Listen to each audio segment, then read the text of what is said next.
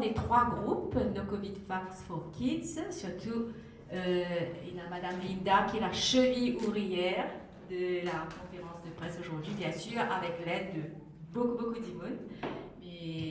Donc, No Covid Facts for Kids, il y a 3 groupes. Ensuite, il y a Nous Parents Cobaye et aussi La Voix des Sans-Voix. Nous envie remercier de tout pour votre présence aujourd'hui.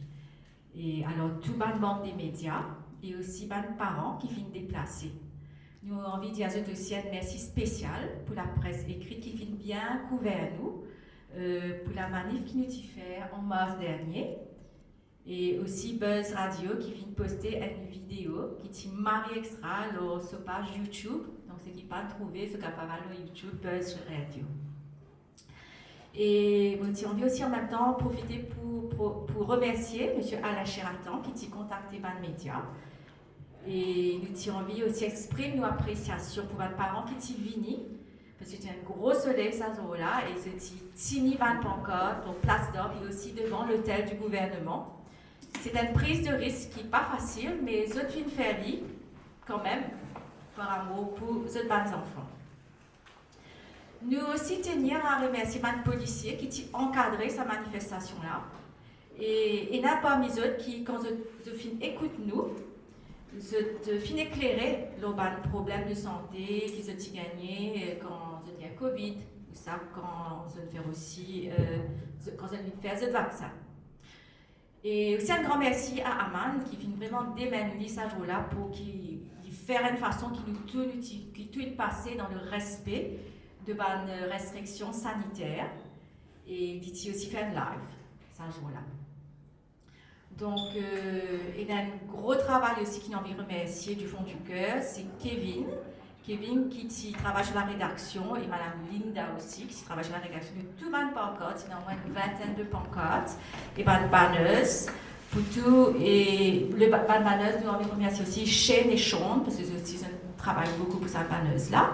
Et aussi, il y a un tas d'immunes qui nous fait un don généreux, beaucoup d'immunes sur le groupe qui nous fait un don pour contribuer, pour financer sa banneuse et pancartes. Voilà. Mais avant de commencer, nous avons envie de tenir à préciser, je pense que c'est important de préciser, que nous tous ici, nous sommes bénévoles et nous n'avons aucun conflit d'intérêt.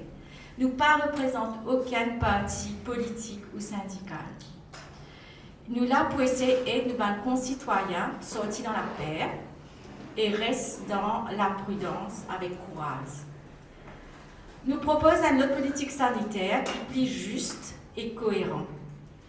Nous pensons qu'il tout le monde d'accord que le maître mot ces derniers temps, c'est l'incohérence. Ça veut dire qu'il n'y a aucune logique et justice dans la façon qu'il va nous affaires dérouler. Nous avons envie ouvert un espace de débat démocratique et scientifique. Nous questionnons qui fait l'actualité par reflète la réalité sur le terrain. Nous avons envie d'exprimer l'inquiétude sur un dysfonctionnement démocratique qui sa politique sanitaire là qui en vigueur peut engendrer. En fait, le but principal de sa conférence là aujourd'hui, c'est pour exprimer nos questionnements et nos l'inquiétude dans sa campagne d'inoculation expérimentale qui s'appelle vaccin. Pour nous, les habitants de l'Utisil, et spécialement pour les petits de 5 à 11 ans, qui le ministère de la Santé peut commencer à inoculer à partir de lundi prochain. Donc, alors c'est quoi nos questionnements et inquiétudes? Premièrement, il y a beaucoup d'auteurs, experts dans le monde entier, qui peuvent tirer la sonnette d'alarme parce qu'ils se trouvent extra beaucoup adverse effects graves et aussi beaucoup de morts dans le monde entier. C'est vraiment incroyable et vraiment extrêmement triste, monsieur, qu'ils ont trouvé une image, une quantité de jeunes sportifs de haut niveau qui tombaient dans le terrain. Monsieur, ils ont trouvé, ils n'ont pas trouvé autant que c'est sa dernière année-là. Et aussi, il y a beaucoup de jeunes filles et de madame qui trouvent ce cycle menstruel qui est complètement emballable. Et aussi, le cas de fausse couche fait une montée en flèche. À la suite, tout ça par une fait une inoculation, qui nous avait le vaccin. Et concernant un petit de 5 à 11 ans, pas plus loin qu'hier, il y a un docteur ou une radio qui vient dire le fait qu'il va les bras des enfants, petit, il n'a plus de risque, qu'il même un goût de sa inoculation-là, sa virus-là, il est capable de rentrer dans ce sang et a dans ce l'équerre et cause une myocardite. Donc, myocardite, c'est une inflammation de sa muscle principal, nous l'équerre, qui est capable de causer une insuffisance cardiaque importante et même entraîne la mort subite.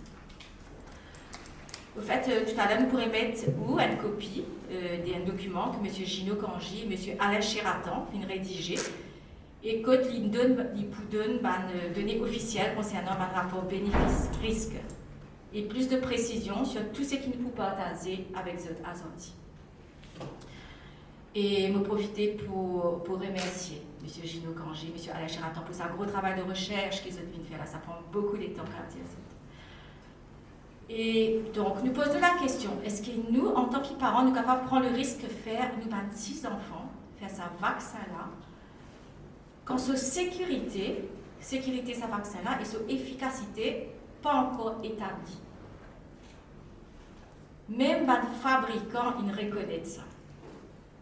Aussi, le danger qu'un enfant développe une forme grave du Covid-19 est très faible et même négligeable. Une autre inquiétude, c'est le consent form. Est-ce qu'il est au courant que tout les pays développés, comme la France, l'Angleterre, l'Amérique, il peut exister consent form? Est-ce que moi, en tant que parent, je suis prêt pour signer sa forme-là, que de l'inécrire, que si n'importe quoi arrive aux enfants, suite à sa inoculation-là, même la mort, que personne ne peut prendre aucune responsabilité.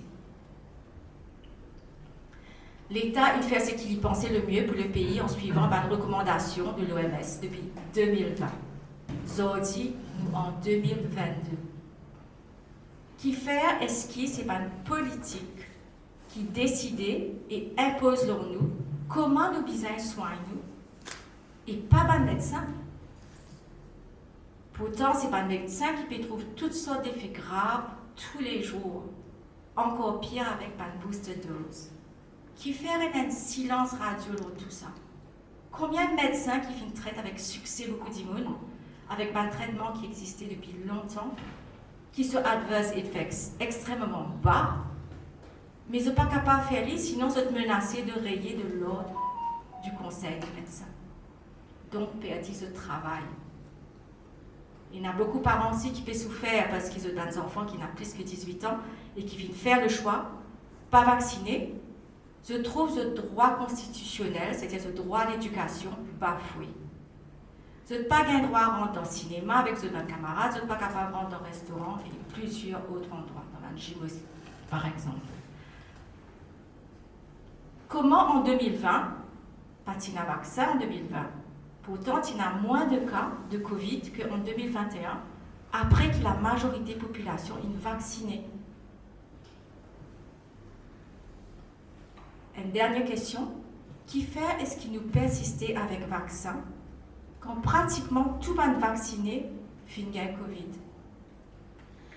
Voilà, je passe la parole maintenant à remercier les autres et je passe la parole à M. Gino Kanji.